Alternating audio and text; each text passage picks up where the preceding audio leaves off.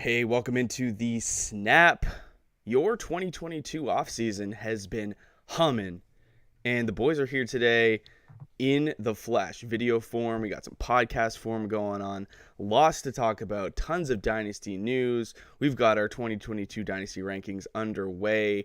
I'm just looking forward to chopping it up for the next hour with you, Lando, and anybody who's on YouTube, who's with us. Feel free to leave some comments for us in the chat. Lando, what's going on?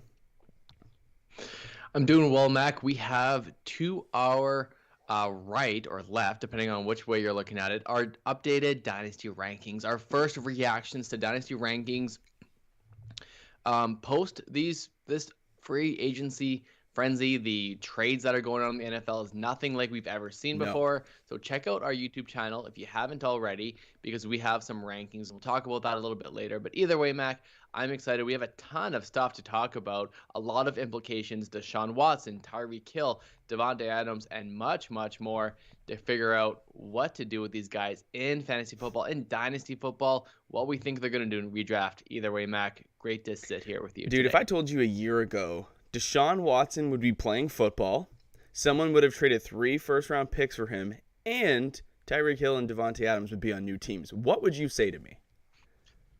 I would call you crazy. You would think I was the craziest analyst of all time, but no one's shooting those shots, no one's making those predictions, and that's why it's fun to just sit here and chat about them. So, I don't know, I'll let you pick where we start. Adams, Hill, Watson, your call. I think we have to start with Tyreek Hill. He was our thumbnail today. He's the guy that moved the most recent, and it has a lot of implications. We have Tua Tagovailoa that is trying to get his best shot to be a good NFL quarterback, and then we have the star rookie from last year, Jaylen Waddle, who's impacted. So what do we got to do with these two players?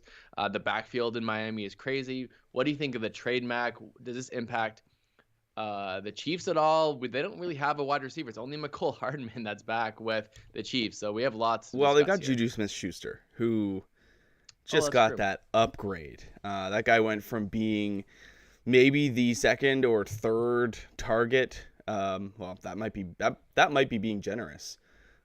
Maybe third or fourth if you count in Najee Harris as a pass catching option. But dude, like, this guy just went from being an irrelevant piece to an offense to being the only piece in a really dynamic offense. So Juju is going to be fun to watch. If you bought low shares on Juju, you've got to be thrilled right now. I mean, you could sell the hype and the potential right now in the offseason, which is probably a good thing to do. But when it comes to Tyreek, for me, and you'll notice Tyreek Hill, Jaylen Waddle, not on our top 18 list right now for 2022 Dynasty Startup Ranks. There's a reason why, but the Dolphins spending up 5 picks for Tyreek Hill in this year's draft, 2022, they've got the number 29 overall, they've got the number 50 overall, they've got 1 in the 4th, and then in the 2023 draft, they've got a 4th and a 6th as well. So Tyreek Hill being moved for 5 picks, including a first, that's a huge price tag for a 28-year-old wide receiver. It is Tyreek Hill, but that's a hefty price to pay. And Devonte Adams got, a first and a second for him too. So the bar was set and the bar was met and even hurdled over with Tyreek Hill. I think him joining this team is fun. You've already seen him prompting Jaylen Waddle for a race to declare who the fastest man on the team is, which is pretty funny. But I'm optimistic for Tyreek Hill, but you've got to think that his production does take a hit. Yeah. Now, I read somewhere on Twitter that Tua was one of the best deep ball passers in the league, but you also said, Mac, these guys are going to be the run after catch phenoms. These guys don't need to catch it 50 yards downfield. They can catch it 6 yards downfield and take it 60 yards to the house or 40 yards to the house. Like, these guys have that kind of speed, that track speed that's unmatched. Tyreek Hill is the exception to every rule because he's fast and has that agility. Now, we saw a ton of Jaylen Waddle. That was a really good year from Jaylen Waddle. And I'm seeing in our chat here from Eric, Zubert, Easy Daddy, sell Juju and buy Waddle. And I absolutely love that. You should be this is exactly what you need to do, especially in the offseason. You don't know who else is going to go to the Chiefs. They could take multiple really good wide receivers in the draft, sell Juju on the hype before he steps on that field, and buy the dip on Waddle, because what we saw from last year made me want to get more shares. I don't have any shares of Jaylen Waddle, and now is my chance to buy low on this really, really good wide receiver. I'm fully on board. You've got my endorsement. Jaylen Waddle's a great target. I just don't know that he's amongst the majority of owners. I don't know that he would be looked as a depreciated asset at this point in time. I still think people understand, hey, Jaylen Waddle's coming off, one of the most targeted wide receivers. He had a season where he was the most targeted wide receiver in the league, or one of. What did he break the record for rookie in receptions? And you factor that in with his speed. Like, Jaylen Waddle's a great player, and going into his second year, we would hope for things to improve. That's probably not the case, but there's a lot of speed on this team. And like I said to you when we were talking the other day, this kind of reminds me of when Teddy Bridgewater was with the Panthers, where Teddy Bridgewater, like 50% of his passing yards came from yards after catch from DJ Moore and Robbie Anderson, and I believe Curtis Samuel was healthy at that time. That could be wrong, or Christian McCaffrey. Either way, his production was based off the legs of his receivers, and we could very well see Tua have increased passing yards with these two being able to just run with the football. How do you view Tua as a dynasty superflex wide or quarterback? Yeah. Do you like him now long term? Do you like his upside, and the Dolphins seem to be committed to him? Or if this doesn't work out this year, he's gone and he might not have a starting job next year. What do you think? It feels like the Dolphins should have tried a little harder to secure Deshaun Watson, to be honest with you. But like, this is part of the reason why without confidence, we don't have Jaylen Waddle or Tyreek Hill in our top 18. Like, Lane and I started our 2022 Dynasty Ranks. We want to get them done before the NFL draft, just so we know kind of where to slot these rookies in.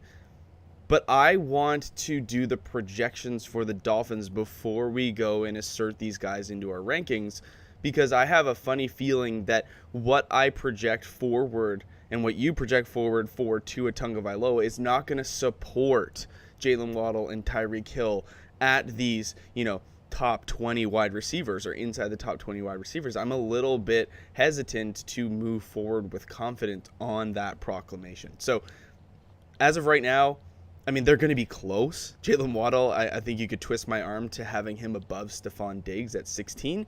But without doing concrete projections, I'm just not sure. Having Tyreek Hill come in, a very comparable player with a lot of success, does make me pump the brakes just a little bit on both of them. Yeah, it's interesting where Jaylen Waddle seemed to be a locked and loaded star in the making. Now, who would you prefer? Would you want a guy like T. Higgins or Jaylen Waddle in Dynasty? Sorry, say that again? T. Higgins or Jaylen Waddle? Ooh. I've been a huge fan of Jaylen Waddle. You know that. Before we really dug in to research, I was like, Jaylen Waddle might be my number one wide receiver. He ended up being my number two. Jamar Chase took that spot after I went back and dug up old film and whatever. But Jaylen Waddle was my guy early. And I love T. Higgins. I think he's going to be a really nice compliment. We know what that relationship looks like, and outlook looks very good for T. Higgins. That's a tough question. I think I'd still lean Waddle. I'd still go with the talent. But T. Higgins being, 6'4", in a really good spot with Burrow, having a compliment in Jamar Chase and Tyler Boyd, like, he's in a really good spot to be productive. I think I'd still take Waddle, though. Reminds me a lot of Mike Williams when he came out.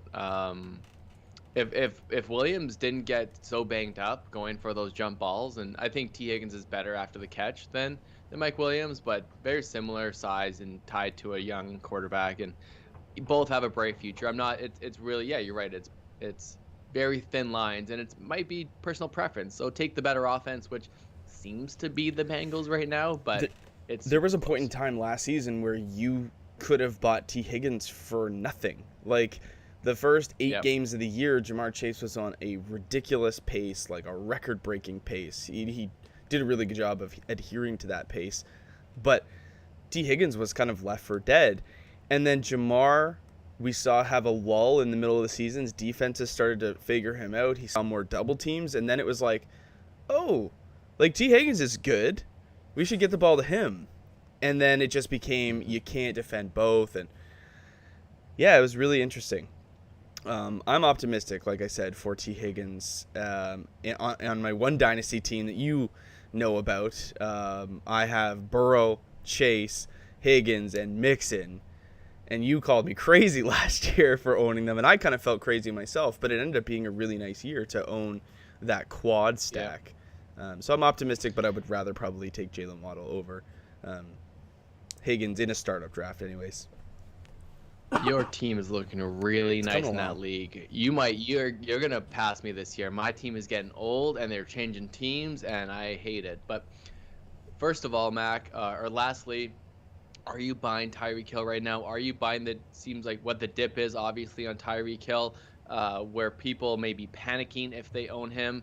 What are you doing with this guy? Just in general, where he's got upside, of course. He's not ranked right now in our top 18, but we know his ceiling is wide receiver 1. I have a dynasty trade in my inbox right now ready to accept that has Tyreek Hill involved in it.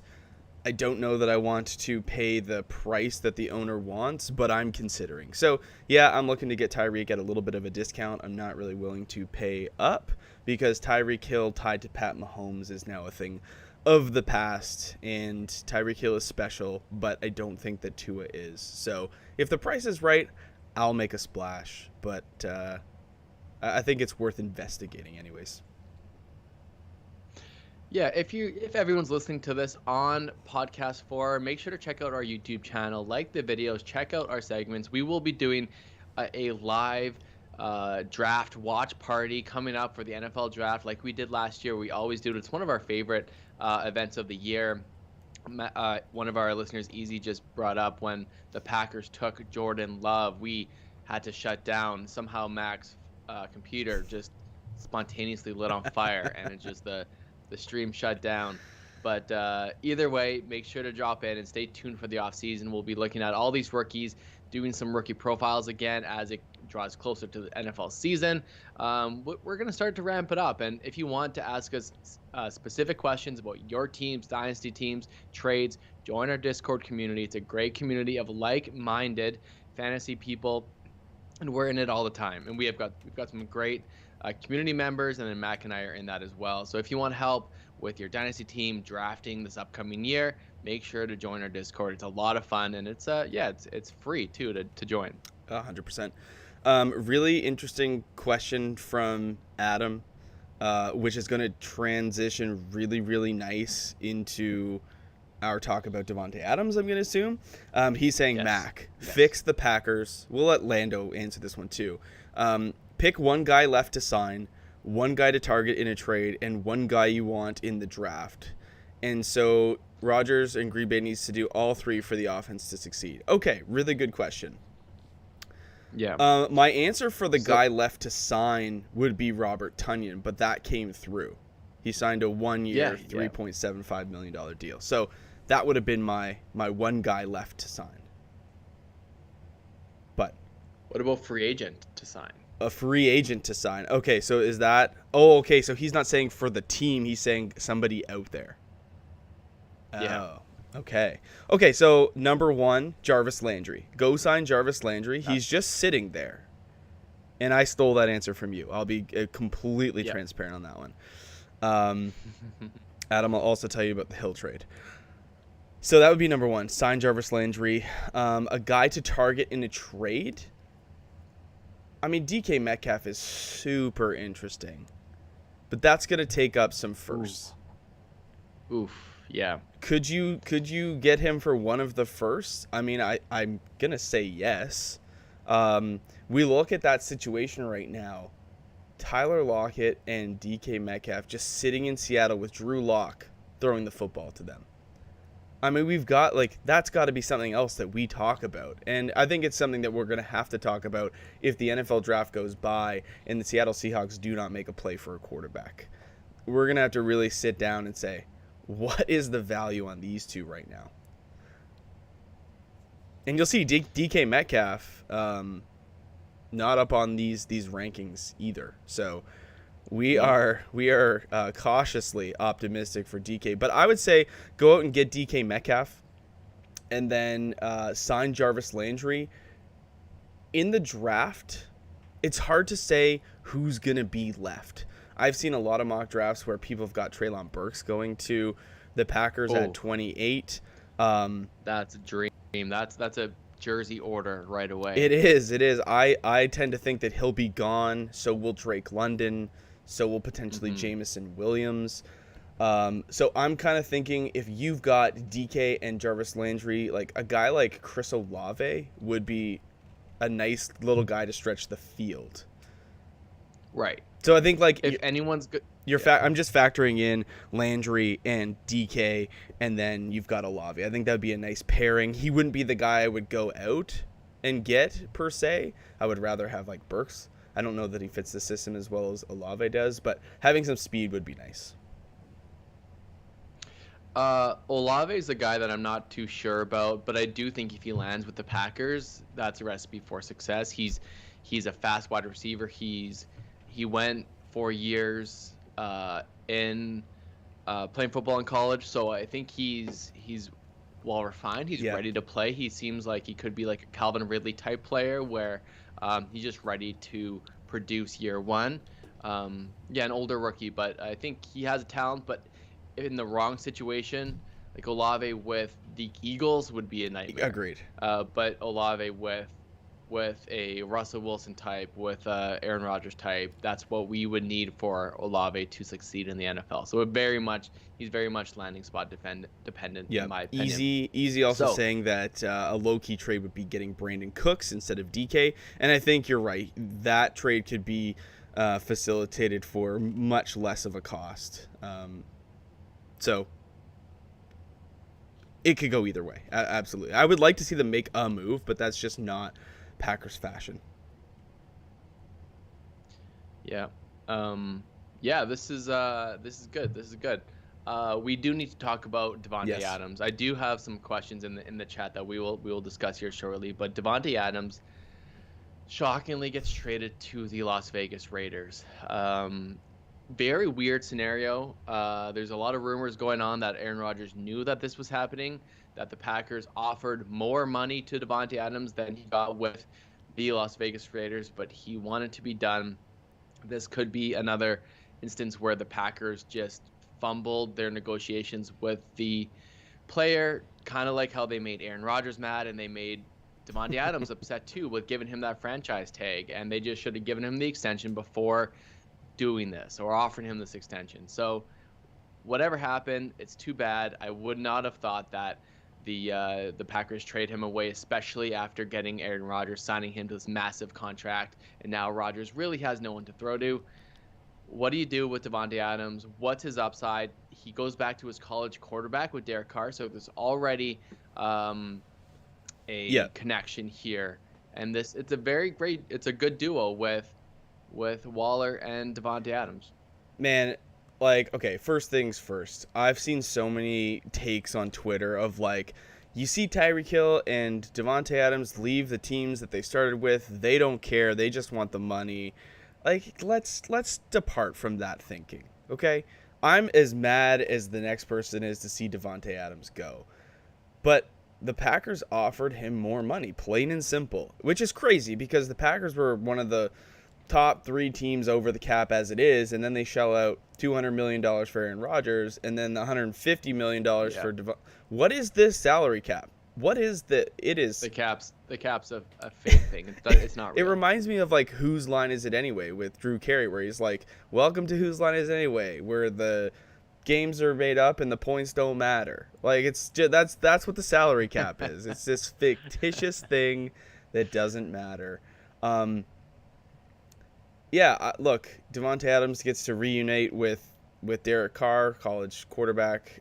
He gets to be a Raider, which apparently is one of his lifelong dreams. Whatever, dude. Like, I'm happy to see you go run off to the sunset and never be relevant in NFL football again. Like, the Raiders aren't doing anything special. Like, let's just put that out there now.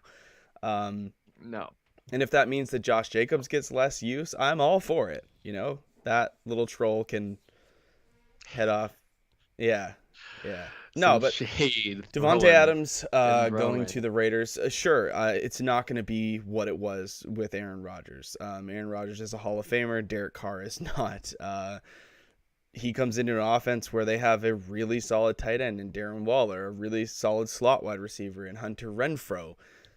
He's not going to have the target share he had in Green Bay because his supporting cast is much, much better.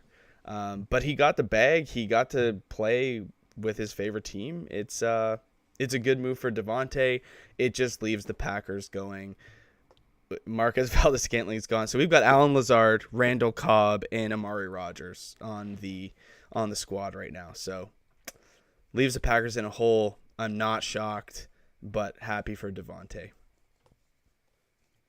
So we right now have Davonte Adams as the 18th overall player in Dynasty. I mean, he's still extremely talented. He, pound for pound, one of the best wide receivers in the NFL. Just like Mac was saying, he was with one of the most efficient quarterbacks of all time, and now he's with Derek Carr, who is fine. He can sustain fantasy relevant players, and they will force him the football.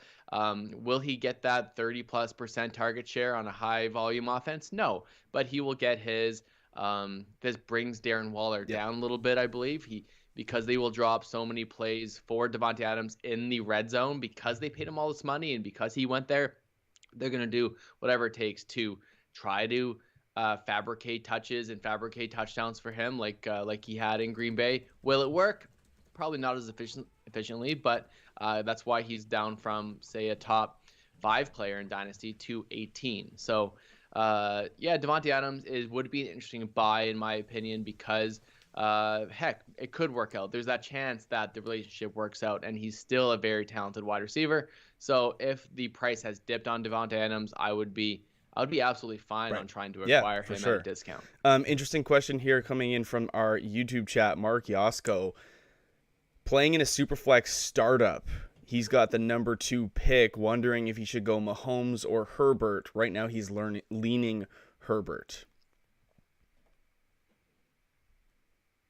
So I guess Jonathan Taylor went 101. I've got a quarterback above both of those guys, Herbert and Mahomes. I've got a quarterback I would take over both of them.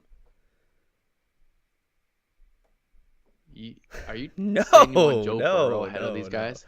I'm saying Josh Allen. I want Josh Allen over both of these guys. Okay. Well, like, interesting. We haven't talked about quarterbacks or super flex formats yet with our rankings, but you've got Pat Mahomes, who's lost his best weapon. They've picked up Marquez Valdes-Scantling. They got Juju. Like, there's still pieces for him to work with, but Travis Kelce's hitting that age for a tight end where athleticism starts to dwindle just a little bit. I would take Josh Allen. I will take Josh Allen over Pat Mahomes. I think that offense is getting better. I think Josh Allen's mobility is a problem, and I would just rather have him. Right, so he's thinking that Allen goes 101. Okay. That's what he's thinking. So if Allen does go, so if Allen's available, he'll go Allen. But if Allen goes 101, I would still rather Herbert Mahomes over Herbert. I just think he's a better quarterback. I think that's what it comes down to. Both of them are in good situations. The Chiefs are still going to be competitive. We can't really overreact and say that Mahomes is nothing without Tyreek Hill, but that's a big piece of his production profile gone. I would still be willing to take Mahomes, but if for whatever reasons like Jonathan Taylor goes 101, I would take Josh Allen. If let's just say that Jonathan Taylor is available. Let's say it's like Josh Allen 1. Do you go Pat Mahomes or do you go Jonathan Taylor? Yeah, I mean, you can make an argument for either. I think I'd Yeah, probably still I go with would the too. quarterback.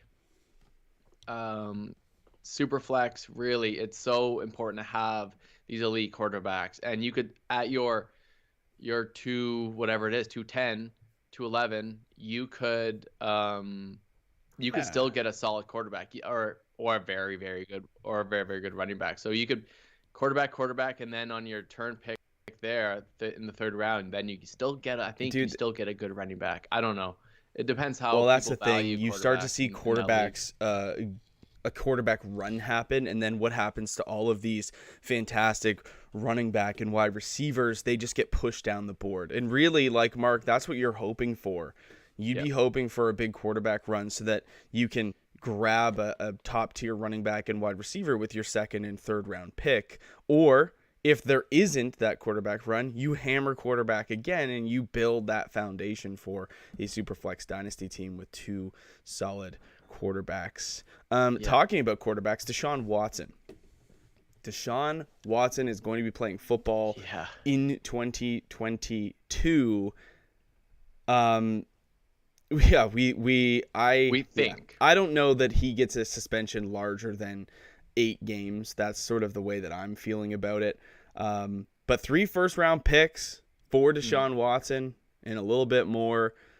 What do you think about this trade? What does it mean for the Browns? Where does Baker Mayfield land? Yeah, those are some really great questions. I don't so the there I believe there will be suspension given to Deshaun Watson. They will fight it and get reduced. So it's possible that they could give him a 16-game suspension, but then they'll fight it and it'll probably get to be that like 8-game to 10-game suspension rate. We're not too sure yet. If that happens, I mean, I think he becomes a value in dynasty football. Then you start making trade offers for him because if it's 6 to 8 games, like Max said, that's not the end of the world in dynasty. In a dynasty perspective, and he's an elite talent. So I mean, personal stuff aside, I think Deshaun Watson is going to be great for Amari Cooper with the Browns now. I think he'll be great for the offense in general. They are, I mean, Kareem Hunt, Nick Chubb, everyone's going to be good. Moving the football will produce more fantasy points, more options for scoring, more yards. I think he's going to be great. I think for everyone involved, he's going to be great. So if you have some of these guys, if you somehow bought Amari Cooper on the low when he got traded to the Cleveland Browns, you are Oh, thrilled about that. He's on a roller coaster of fantasy value. That's why we're saying buy the dips. You can buying the dip on Mahomes right now without Tyreek Hill is a great option because Mark is concerned. So people owning Pat Mahomes is also concerned, but they could still get these wide receivers. The wide receivers, like they could go to Jarvis Landry and get him right now, and they could get all these pieces. People want to go to the Chiefs because they have Pat Mahomes. So just because they don't have Tyreek Hill now doesn't mean they're not going to have an elite wide receiver come the NFL season. And then Mahomes is just going to do Mahomes things and be the number one quarterback in football. And we're going to shaking our heads like, why did we doubt this guy? there's a potential for that to happen. We might see Aaron Rodgers just do that again with nobody to throw at. Like you just don't know. But Yeah. Amari Cooper is certainly an interesting piece. If you, like you said, bought him when he got traded, you probably got a nice discount. But now after the news Deshaun signs, that price skyrocketed. So you could do a quick flip. Yeah, dude, like really interesting thing that happened with Amari Cooper. I just can't get over that. Yeah. Now, Baker Mayfield, the options are running out for Baker and for Jimmy Garoppolo. There's not too many options for these two quarterbacks that we assume really don't have an NFL team right Right. now to go to. So I initially we, thought that if you looked at Baker Mayfield, he would be a decent fit in Seattle. That was my like first, because he's got a similar play style to Russ, not as efficient, but he can be mobile. He's got a decent arm. Um, he's short. short. They've got similar play styles, I think. And I thought that him going to Seattle would be a nice move. That's still out there. I thought Jimmy Garoppolo would be a really nice piece in Indianapolis. And then that whole Matt Ryan getting traded there, and then who slid in? Mitch Trubisky slid into the to the Steelers, and things just kind of got weird. Now we're sitting here saying, like, where does Jimmy G go? Where does Baker Mayfield go? And I don't know. But I do think that the Colts getting Matt Ryan is a decent and safe move. Like, it's very conservative. They're not going outside of the box. He's an upgrade to Carson Wentz, in my opinion, and it should be good for Michael Pittman. That's one thing I think. Michael Pittman gets a little bit of a boost as a pass catcher in that offense. Quinn coming into the comments, he almost somewhat feels bad for Baker, but the other part of me thinks that he makes way more than me. He will be okay. That guy has so many endorsement deals with. He was doing the bracket challenge for Dell when the PGA Tour. Like, he's fine. He makes a ton of money. I don't feel bad for him either, but I think he's a talented quarterback. Like, I think he's a very competent quarterback, and if somehow a team gets him as a backup to their starter, he's right away the best backup in the league. He's an insurance piece for a Chiefs, for a Cardinals, for the Cowboys. Like, he's just a really good quarterback, and if he is willing to sit behind the starter, kind of do a Mitch Trubisky thing a little bit, where sitting behind, wait your turn. He'll get signed next year when some of these other guys flop or guys retire, like Tom Brady. I think he'll get his. It just might be a year away. Yeah. It's very, very likely. Let's just say that, very likely. I'm also now thinking, okay, we've got Baker and Jimmy kind of sitting and waiting for them to land, but then we've also got, I think, at least one out of this group is a starting NFL quarterback right out of the gate. I think Kenny Pickett checks those boxes for me. I know Malik Willis does for other people, but I think there's two prospects here in this draft that have the potential to start for an NFL franchise this season. Where they go and who they compete with is yet to be seen, but that's going to be another interesting situation that plays itself out. So we'll definitely have to watch for that. Any other signings or trades that you really want to talk about from a fantasy perspective? You touched on it. Matt Ryan to the Colts. He signed he got traded over, and now it should be without being said, but Jonathan Taylor's still the 101 in redraft non-superflex formats. But how does it affect everyone else in that offense? Michael Pittman, is this an upgrade for him? Do you see Julio Jones maybe getting signed to the Colts and reuniting with his quarterback? What are your thoughts for the people in Indianapolis? And then what do you do with Atlanta? This is a tough scenario. Yeah. Kyle Pitts, we don't know who's going to throw him the football right now. No, we do. It's Marcus Mariota. Right. Do you think he's still going to be there after the draft, or starting after the draft? Yeah, I do. Now, they could go and get somebody, but like Adam points out in our YouTube chat here, Atlanta is likely going to spend that 108, that 8th overall pick on a wide receiver. They might get a Drake London. They might get a Garrett Wilson. Yeah, the mocks that I'm seeing have Treylon Burks down because of his combine, which I think is crazy. But he's more of a raw prospect. There's a little bit more risk with him. I think Garrett Wilson is probably the most polished and league-ready wide receiver in the draft. But Drake London represents some nice upside as well. He's kind of like a Mike Evans type with a little bit more yards after catch potential. I would value them mid to high. I would be somewhat bullish on the Falcons taking, just for the reason that their wide receiver core is depleted. They lost Russell Gage to the Bucks. Calvin Ridley serving a 1-year suspension.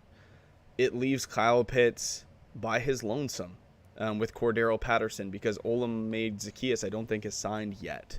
He's a free agent. So there's a lot of needs that the Falcons have. I think Marcus Mariota represents an upgrade to Matt Ryan. at the current point in time. Matt Ryan lost mobility. He's a liability when the pocket collapses. Marcus Mariota can at least extend plays, and I think he does deserve a second shot, just like Mitch Trubisky does. So I'm somewhat optimistic for Marcus Mariota, and I think that if the Falcons do take a wide receiver at 8, that I'll be somewhat bullish on whoever they pick. The Chiefs plan to sign former Bucs running back Ronald Jones to a 1-year deal. That would be interesting. Coming through on Sleeper as a notification. This is breaking news. It just keeps piling. Breaking news right now. Just piling on Clyde Edwards-Helaire, making him one of the worst first-round picks of all time.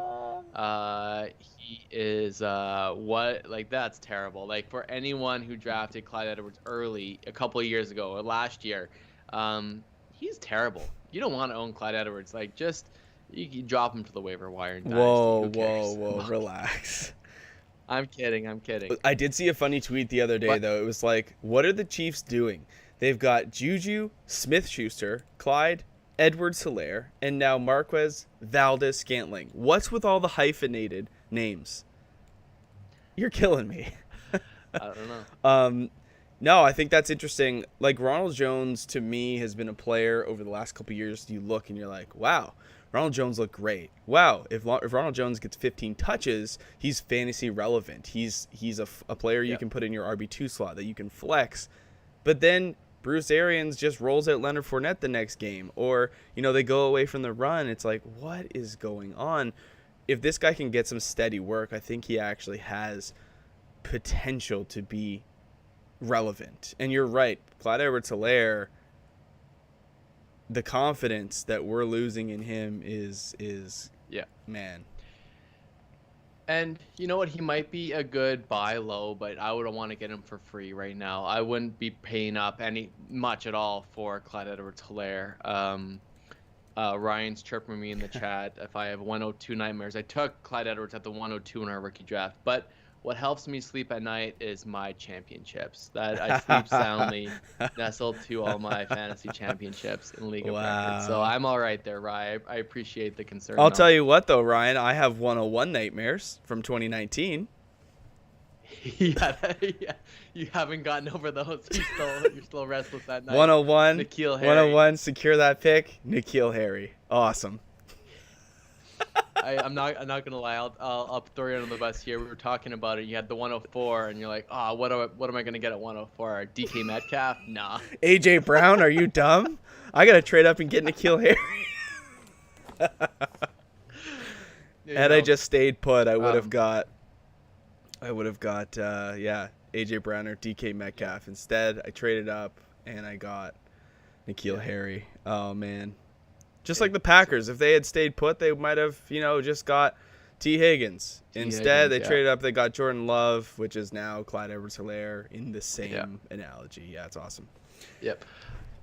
Coming in hot, Quinn Math, Jahan Dawson, prospect out of Penn State. Yeah. 5'11", 278. You said 278. 278.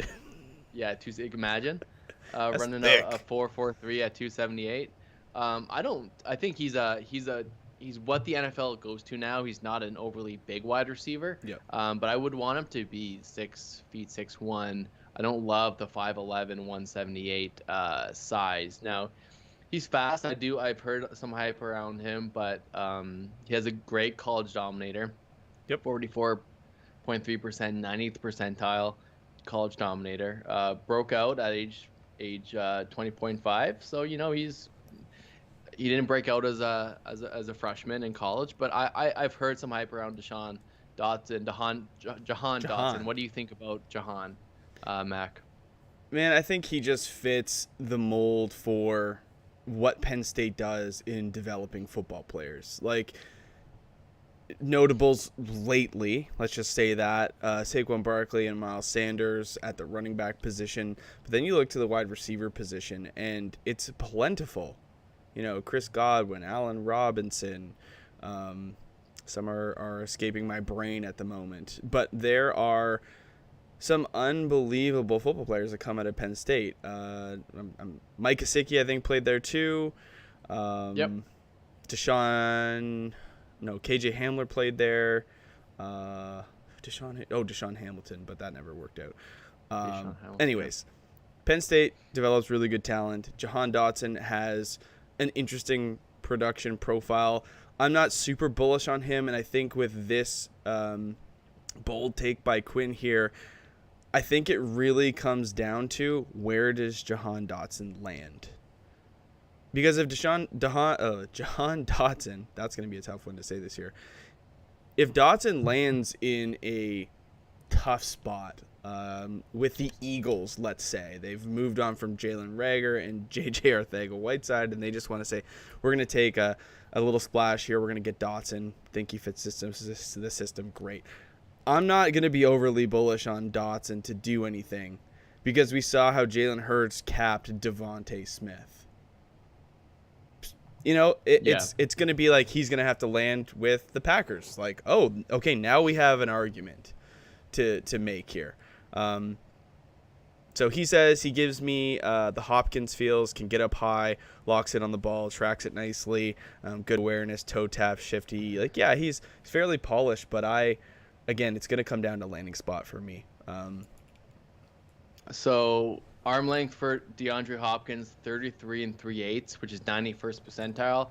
Jahan is only 30 3/4, 23rd percentile. So not really.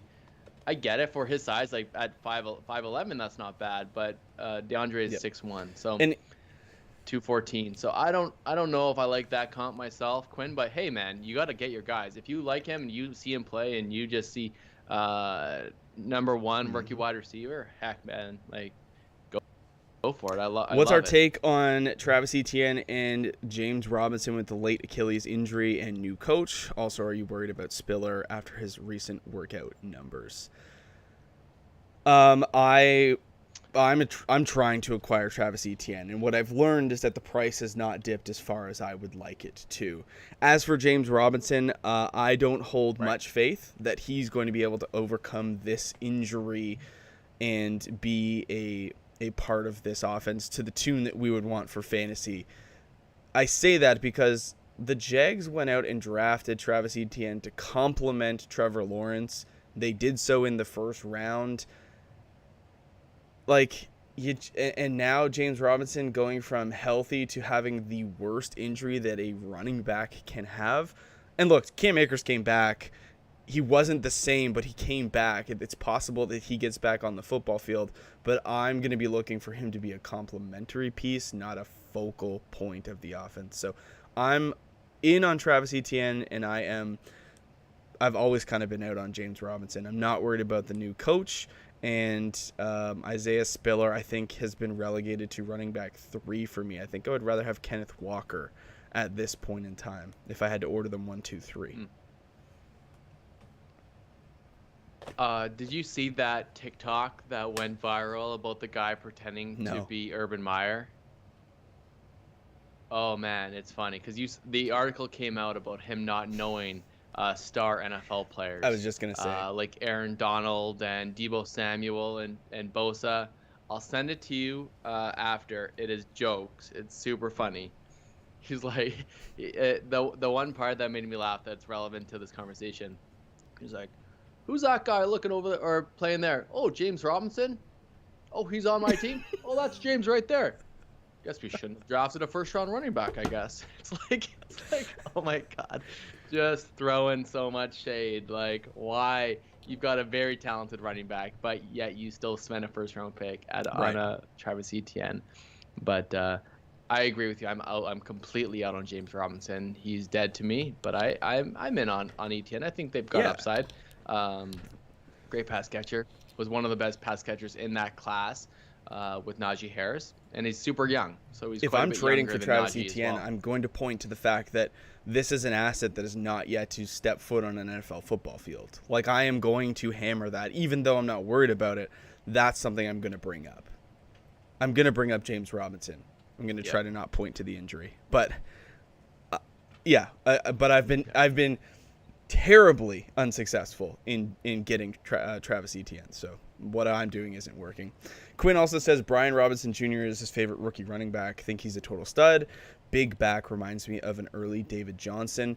Right now, he is running back 6 for us in this 2022 class. So he's interesting. I wasn't ever really thrilled with him at Alabama. He had to sit behind. I mean, kudos to him for sticking it out. He had to sit behind a long list of talented running backs who have made their way in the NFL already. Just a senior running back, I'm not overly thrilled about senior running backs, but Najee Harris did it, so we'll see. Rondell Moore is another guy that Quinn is bringing up, and I think you're doing a great job bringing up these players to discuss, Quinn, and thanks for dropping by the stream. If you haven't already joined our Discord, you should definitely do that. Maybe join our Snap Army community and be a member of the Snap Army on YouTube. But yeah, Rondell Moore is a great buy low with Kirk leaving. The problem with Rondell Moore is that his depth of target downfield was basically 0. I hope they use him more. I don't have a ton of faith in Cliff Kingsbury for Arizona. I'm not sure what to do with this Arizona Cardinals offense with all the stuff going on with Kyler this offseason. Him basically really panicking and having a terrible postseason. Kyler Murray is a guy that, just has gone down the ranks in Dynasty football, where Justin Herbert has skyrocketed. Kyler Murray, I think, is a guy that no one really likes right now. And maybe that means he's a buy low. Quinn saying, "What's the Discord?" It should be, the link should be in the description. So if you just click the description, you'll see a bunch of links. Discord should be there. If not, Lando can probably get you one. Ryan says, "I've got a live trade offer, trading away Jonathan Taylor for Devonte Adams and Ezekiel Elliott. Thoughts?" I think you should also ask for a first. Believe it or not, on Twitter, I just saw Jonathan Taylor get traded for 4 2023 firsts. Is that too much? It's got to be too much.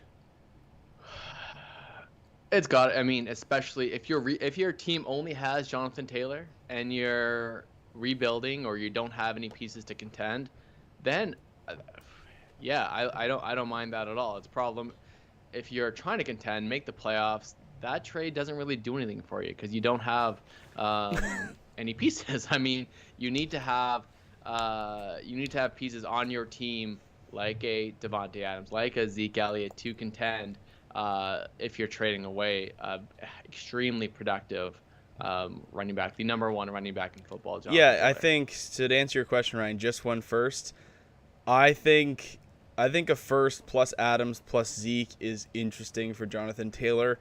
The only problem is I'm not the most bullish on Ezekiel Elliott and Devonte Adams. We've got to just think this is a lesser fantasy version of Devonte Adams. So like JT, not even in his prime yet, I don't even think, maybe a season removed from that point. I would want probably a first, if not 2 firsts, but yeah. Quinn says, "I was just thinking that the other day. I have JT. What would I sell him for? For sure, 3 firsts. I think 3 firsts is the right play if you wanted to get away from that. 4. If your team is bad and you just want draft picks. The problem I have with, and I said this on the Discord, the problem I have with trading away like a Jonathan Taylor or Justin Jefferson or Jamar Chase for multiple first-round picks is you have to then replace that player by hitting in the draft. So I understand that you're potentially picking up other assets, but we've seen first-round picks in rookie drafts, the hit rate be quite low. Look at all those pieces in last year's draft that, some of them are great. Kyle Pitts, Najee Harris, Javonte Williams, Jamar Chase, those hit. But what about your Devontae Smiths? What about your Rashad Batemans? What about your Terrace Marshalls? What about all these guys that now a year in you're going, wow, I can't even start these guys. Terrace Marshall. The Jalen Reagors. The Jalen Reagors. It's like you have to understand that it's probably at best a 50-50 shot. So yeah, you're getting 3 firsts. That's great, but you have to go out and replace those guys. And it's not like you're getting top end. It could just be a first. It could be a back end. It could be a front end. You don't know. You don't know until the season plays itself out. And so that's why, unless your team is in a really bad position and you need, you've got a junk lineup with just Jonathan Taylor, sure, sell him, get more picks. That's fine. But if you're like somewhat competing, don't give away these high value assets. Don't give anybody up in the top, 10 of our dynasty list. Don't do it. Those are cornerstone pieces. Keep those guys. And if you're looking for 2023 picks, the thing is, although it's a better draft class, you could still use Jonathan Taylor all season, get him for your team, and then still trade him for a 2023. Like, he's not going anywhere. He's still going to have that value. Even if he gets hurt, he's still going to command that kind of pick. So you could basically use him for your team, maybe compete this year if you hit right, and then trade him for that 2023 later on. Now, if you would have done last year, if you would have traded him for 2 2021 first-round picks, you could have got Javonte Williams and Jaylen Waddle, or Javonte Williams and a Jamar Chase, and now you're looking pretty good. But again, you could have hit the other way, like Mac was saying, and missed on those guys, getting a Devonta Smith and a Travis Etienne, and then that doesn't look too good. Then you should have asked for more. Absolutely. And as far as late round, first round picks, Ryan, I drafted AJ Brown, Justin Jefferson went late in the first round. Didn't you draft Calvin Ridley at the 110 as well? Can absolutely beat. Oh, I did. You did. Oh yeah, the year after I won. You did. Right. You drafted Calvin Ridley, yeah. I remember I traded in front of you to draft. Yeah. Oh man, R.I.P. R.I.P. I mean, yeah, I guess they're both a little bit R.I.P. So here's right here's a really good question coming in from Adam. What's the best place for Hall, Walker, and Spiller to land on? Saw a mock with Baltimore taking one of them recently. I'm going to go out and say that the only running back that has a potential to get drafted in the first round will be Breece Hall, and I hope is to the Buffalo Bills. But I doubt that's going to happen. But that would be like number one spot for me for Breece Hall. I would say Buffalo Bills would be really, really nice. Yeah. What if Tennessee drafts a Breece Hall? You're a year away, maybe. No. But, I mean, Derrick Henry. That would be disaster. That would be disaster. That would absolutely be disaster. As someone who is trading for, so I'll tell you what this trade is right now. It is in a Superflex Dynasty League. I'm giving up Najee Harris, Cortland Sutton, and the 108 for Tyreek Hill, the 101, and the 113. Interesting. I want to know what you guys think about that. I'm hesitant. I wanted to use the 108 to potentially grab a quarterback as well. So I'm sort of maybe trying to counter and keep that 108 and try to get something in return. But I don't know. I forget where I was going with that. DJ Chark just got traded or just signed with the Detroit Lions. He got paid extra because he went to the Lions. He's only 25 years old. We're on record of being DJ Chark fans, though he's been disappointing lately, getting hurt, getting banged up, kind of disappearing on the field. Now, with the Jaguars, that's easy to do. Now he's got Jared Goff. I mean, Jared Goff's a competent quarterback. I mean, last year he was technically better than Trevor Lawrence, but, I mean, that wasn't hard to do year one for Trev. But now DJ Chark is likely the number one in Detroit. What do you feel about him? Are you out on Chark? Are you in on him based on he's probably going to go late because he's a Detroit Lion? Yeah, absolutely. He's going to. And his play style is, for fantasy purposes, it's boom bust. We've seen DJ Chark have monstrous games, and we've seen him be a disappearing act. Is getting the ball from Trevor Lawrence or Jared Goff comparable? Yeah. His target share, you've got to think, will increase. What does this do for TJ Hawkinson? What does this do for Amon-Ra St. Brown? What does this do for the passing game with DeAndre Swift? I mean, I don't know. I'm not overly bullish on DJ Chark, though. This is what I'll sort of round out and say this. I don't know that it'll be year 4. I just, yeah. I think it's a... Yeah, I'm pretty much out on him. I've owned him the past couple of years, and I just don't want to be relying on Chark again, and...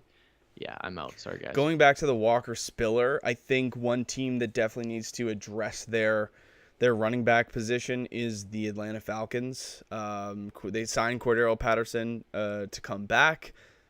He's clearly not the long-term solution. They've got to get somebody in place. They tried the thing with Todd Gurley and Mike Davis and now Cordero Patterson. I think getting a nice rookie running back in there, either Hall or Spiller, they should be able to do that in the second round.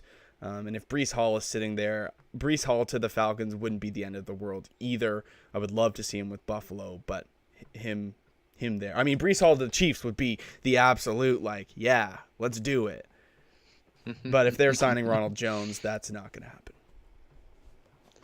So to start the second round, we could see, I mean, the Texans should not be drafting a running back, but I suppose they could. We have Seattle. That probably won't, I don't think. And then, yeah, I guess the Falcons at 43 could look at a running back. But those teams that are rebuilding, they should be taking edge rushers. They should be taking tackles or guards. They should be taking corners if they can. I don't love these rebuilding teams. The teams that are bad take running backs in the top 2 rounds.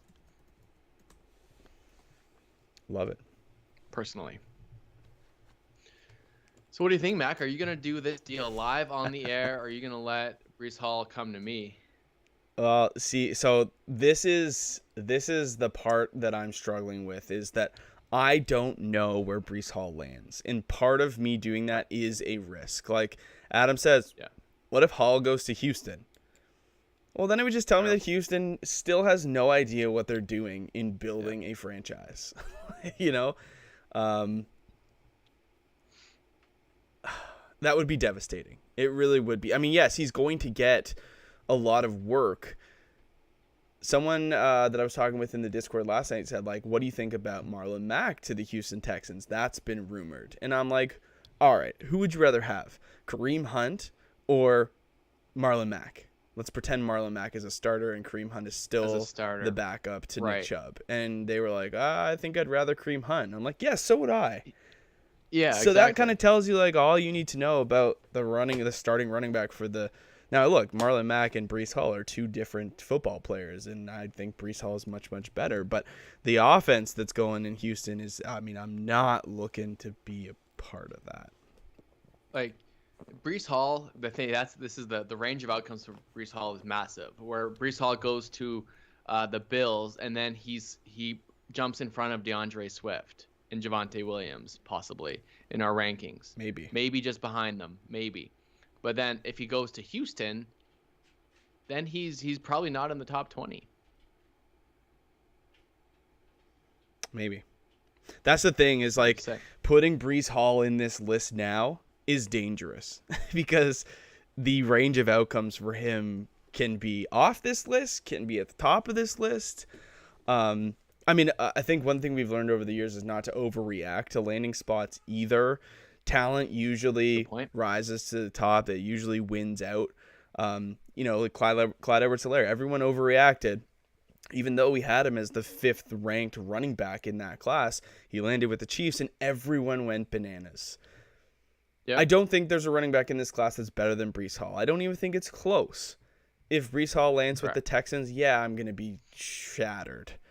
But it's not the end of the world. We saw Saquon Barkley do that with the Giants for many years. And I know it's been a struggle for Barkley, getting hurt a considerable amount. But, I mean, Saquon is no longer in our top 18. Mm-hmm. Yeah, do you want to talk about this list real quick before we go? For anybody who's still in our YouTube chat, let us know what you think about these rankings. Who are we too high on? Who are we too low on? I'll read the list out for the podcast listeners. our 2022 Dynasty Ranks. We've done our top 18 so far. Jonathan Taylor, Jamar Chase, Justin Jefferson, Najee Harris, A.J. Brown, DeAndre Swift, Javonte Williams, C.D. Lamb, Dalvin Cook, Christian McCaffrey rounding out the top 10. Then we got Chris Godwin, Nick Chubb, Deebo Samuel, Cooper Kupp, Austin Eckler, Stephon Diggs, Joe Mixon, and Devonte Adams. Adam brought up a good point that J-Rob did it in Jacksonville, and they were both horrible. And I agree. And it happened with Jordan Howard and the Bears. But these are also exceptions to the rules, not the rules, Adam. And I think we got to be careful with these outliers that come through in our top 10 running backs on bad teams without even catching the football, just getting pure volume and getting a bunch of touchdowns where those are not really the rules. It's hard to project that kind of those outlier seasons, especially for undrafted guys like Robinson. Well, and if my mind is correct, if my memory serves me correct, Devine Azigbo was a backup, got injured in preseason, out for the year. Daria Gumbawale also got injured, was out for the year. Carlos Hyde was on the shelf for most of that season. Like, James Robinson was just left. And this was after the fact that Leonard Fournette was dealt. So James Robinson was like the only piece left healthy in the running back room. And yeah, he got a lot of volume. But we saw that this year, and it wasn't the same. It really, truly wasn't the same. So I view James Robinson as a 1 year experience. It was a great year if you had him, if you picked him up, if you sold him. Like, good for you. You got a great year. You got a top 5 running back. Hopefully you got something in return. But I'm not looking to James Robinson going forward. But we do have to say, yes, it can happen. But like you said, it's not the rule. It's an exception to the rule. Carlos Hyde, laugh out loud. Yeah, going through this list, there's some ones that I struggled with myself, and how to value Christian McCaffrey, for example. I mean, he's been banged up, hasn't been able to stay on the field these past couple of years. We know his upside, but it's very difficult to put him up there because we haven't seen it now. And this happened to Saquon, and now when we do see it with Saquon, he's not that good, not that fantasy relevant. Also, very difficult to project Cooper Kupp again. I mean, he's back with the Rams. He was far and away the wide receiver 1. He scored a ton of touchdowns. We are expecting a regression. He's an older wide receiver as well, 27, 28. So it's hard to value him in Dynasty. If you're looking for a win now piece, I mean, Cooper Kupp should be above a Deebo Samuel, but we're talking about Dynasty rankings, guys. So if you're looking at this at a later time, where this is Dynasty rankings, that's why a guy like Stephon Diggs isn't higher. He should be productive early, and this is why we have DeAndre Swift high as well at number 6, which is maybe a bold take for some people. Yeah, this is like what's your favorite? Sorry, this is like a factor of talent and age. Someone like Devonte Adams, yes, super talented, getting older, traded to a new team. That usually doesn't hold much success in terms of correlation, new team, and fantasy output. So he's dropped significantly in our Dynasty startup rank. Like, these are, if you're starting a Dynasty league today, who would we prioritize as our top picks? And yeah, Adam brings up a good point. Christian McCaffrey and Chris Godwin are hard to value in his opinion, in our opinion as well. Christian McCaffrey is 10, Chris Godwin is 11, and Landon and I just kind of played the game. If you're on the clock at the 10th overall pick and Christian McCaffrey's still there, do you take him? Is he worth the risk over guys like Nick Chubb or Austin Eckler or Joe Mixon, who are a couple years Austin Eckler is a couple years older. Joe Mixon is the same age. Joe Mixon just had a great season. So did Austin Eckler. Are we taking recent production, or are we taking the potential in Christian McCaffrey? We just play those games. Same thing with Chris Godwin. Would I rather have Chris Godwin, who's 3 years younger than Cooper Kupp, who's still playing on a great offense with Tom Brady, who's seen a bundle of targets, who's been a top 10 wide receiver the last 3 years? Like, yeah, I'd rather take Chris Godwin. But these conversations are tough to have, and that's why we like having you guys give some input. Yeah. The other one I would say is CeeDee Lamb. I think CeeDee Lamb is an interesting talking point because it's a lot of potential. It's a lot of the lone guy in Dallas and Dak Prescott and how much talent he has. We've loved him for years. I said last offseason that I thought that CeeDee Lamb and Justin Jefferson were going to be right beside each other in rankings, and even CeeDee Lamb had a chance to jump him in rankings. Didn't happen, and Justin Jefferson's great, but Justin Jefferson is now he's tied to Kirk Cousins, who's an older quarterback. How many years does Kirk Cousins have left in the league? Heck, there was rumors of them trading him this year. So what does Justin Jefferson become if he has a backup level quarterback, a rookie Kellen Mond, a back end Sam Howell that is throwing in the football, where Jamar Chase and CeeDee Lamb, they're locked and loaded with their younger stud quarterbacks for the foreseeable future. So that needs to be in consideration a little bit. As much as I love Justin Jefferson, there's some question marks in the next year or two going forward. I think the one thing though with Chase and Jefferson and Lamb, they're 22 turning 23 next year. Yep. Like Jamar Chase just turned 22. Justin Jefferson is turning 23. Like these guys are so young, and specifically Chase and Jefferson have done something that only 4 wide receivers have done in the last decade. First round wide receivers having a top 12 fantasy season in their rookie years. Only 4 wide receivers have done that in the last decade. These guys have an unbelievable production profile at such a young age that they are just cornerstone pieces. If you have them, hold on to them. Do not trade them. Yeah. Chase, Jefferson, Lamb. We're projecting a little bit, but Chase and Jefferson for sure at the wide receiver position have done something that not many have done. And so I'm going to keep them regardless of what happens in Minnesota with the quarterback position. I'm still going to be just fine holding Justin Jefferson because I think he's a great football player. Agreed. To finish this off, Mac, Adam has a question coming in about Tom Brady. We had him in discussion a few weeks ago, and you had to hold him because anything could happen, and he came back. Yeah, and now he isn't that crazy? Automatically a top 14 redraft quarterback, just like the snap of the fingers. He's got Mike Evans and Godwin and Leonard Fournette, and he is he's one of the best quarterbacks. He's the GOAT. He's the best quarterback of all time. Well, isn't that crazy though? How we said like, what's the chance Tom Brady comes back? And I think you said 10%, and I said if it's 10%. You got to hold him, drop him in September when he's for sure not playing. And we were both like, yeah, you can't drop him. You got to wait. Zero chance of dropping him. Look what happened. Yeah. It took 3 weeks and Tom was like, just kidding. Like, next year, Tom Brady retires. It's over. Yeah. Interesting. He never used the word retire ever when he was stepping away from the game of football. So, and he didn't use it when he came back. He didn't say he's on retiring. He's coming back from retirement. He said he's back playing football. So, I responded to Adam in the chat. If you're looking in a Superflex startup, if you have the studs, if you have the Chris Godwins or Dalvin Cook or Nick Chubb or Cooper Kupp, if you started your draft like that, take your shot on Tom Brady because your team is ready to win now.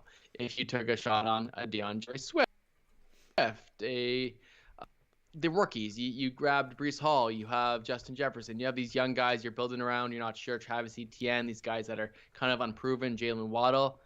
I mean, you can pass on Tom Brady. It's a year. He's going to be retired again in a year or two, so you don't need to draft a guy like that. But if you're looking to win now, absolutely, I'm fine and in on trading for Tom Brady or drafting Tom Brady in these Superflex leagues. I think that's a great. It just depends on your structure of your dude. build. Totally, yeah. There's so many ways, and that's why if you guys want some more personalized feedback, if you want our opinions on your startup drafts or who you should take it to, like Mark was debating, join the Discord. Like it's a great way to just get in touch with us. But like we're not the only fantasy minds in this Discord. There's about 120 people. Like Eric said, it's a really nice, supportive, and positive space. There's no characters. There's no hate. It's just a group of people that are just trying to talk fantasy football, get better, and help each other out. And I think that's like the one thing I enjoy most about our Discord. So join it if you haven't already. Lando put that link in there. I will copy and paste that once more. If you want to join, you haven't already, you don't even know what Discord is, go ahead, click that link. You can sign up, you can join. It's free. And it's a good way to just stay in the loop. So we appreciate you guys hanging out for this 70-ish minutes, and those that are listening on podcasts, please feel free to rate and review the pod if you haven't already. If you have, maybe grab a friend's phone or a sibling's phone or your parents' phone and just give us a little 5. That would be great. So we're going to try and do this more and more, maybe do some mock drafts. Definitely going to have our reaction to the NFL draft as you guys enjoy. I definitely don't think I'll be shutting the stream down this year, but you never know. And Landon and I will get these rankings posted in the coming weeks. You guys can view on the website. If you go to our Twitter or our Instagram, you can find the link tree and a link to our website. We've got just a small website going for articles, rankings, and other content. So appreciate you guys stopping by. Appreciate the questions, and good luck with your trades and your off-season moves. Malik Willis to the Packers. You heard it here first. Goodbye.